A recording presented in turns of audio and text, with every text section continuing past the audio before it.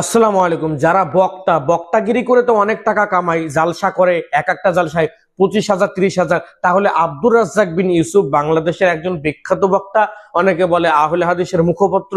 তাহলে ইনারও তো অনেক টাকা হওয়ার কথা, কমসে কম 3খানা টয়োটা কার, কমসে কম ঢাকাতে 10খানা ফ্ল্যাট, তারপরে আরো বড় বড় নিজের এলাকায় বাড়ি, নিজের পৈতৃক বাড়িটা বিরাট বড়। এগুলো তো হওয়ার দরকার দরকার না?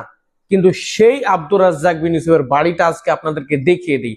অনেকে এটা দেখার আগে, অনেকেই এটা দেখার পরে বলেছিল যে না, এটা মিথ্যা, এটা ভুলভাল, অনেকেই বলেছে। তো আমি আজকে এমন কিছু প্রমাণ দেব যে শাইখ আব্দুর রাজ্জাক বিন ইউসুফ যে এই বিষয়গুলো নিয়ে কতটা সাধারণ জীবনযাপন করেন, আপনারা দেখলে আসলেই বুঝতে পারবেন বিষয়টা কি। প্রথম আমরা পোশাকটা দেখি। শাইখ আব্দুর রাজ্জাক বিন ইউসুফ যেই পোশাকগুলো পরেন, সেই পোশাকের একটি পোশাক আপনারা এই যে স্ক্রিনে দেখতে পাচ্ছেন, দেখুন এখানে ছেঁড়া পোশাক।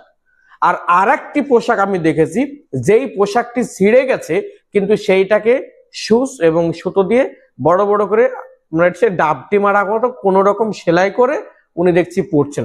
আচ্ছা, যারা এই চুটকি ফুটকি বক্তা যারা আছে, মানে যারা অনলাইন থেকে বক্তা হয়ে গেছে, যাদের মাদ্রাসায় পড়ারও দরকার হয়নি, হাদিস কোরআন জানারও দরকার হয়নি, এই ইউটিউব খুলে ফেসবুক অ্যাকাউন্ট খুলে টুকটাক করে কটা সেলফি মেরে ভিডিও করে যারা বক্তা হয়েছে, এদের এক এক দিন জলসার এক এক রকম ড্রেস।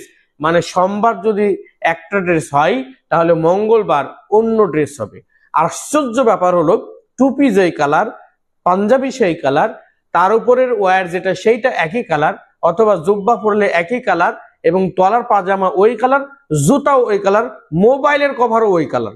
তার মানে মেইনটেনেন্স দেখুন, একটা মেয়ে ছেলের মতো সাজুগুজু করে বেড়ায়। কিন্তু আব্দুর রাজ্জাক বিন ইউসুফ এত পপুলারিটি, এত ফ্যান ফলোয়ার, বলা হয় বাংলাদেশের বুকে যদি সব থেকে পপুলার আহলে হাদিসের কোনো আলেম থাকে তাহলে শায়েখ আব্দুর রাজ্জাক বিন ইউসুফ। সেই মানুষটার পাঞ্জাবি কেন ছেঁড়া থাকে? সেই মানুষটার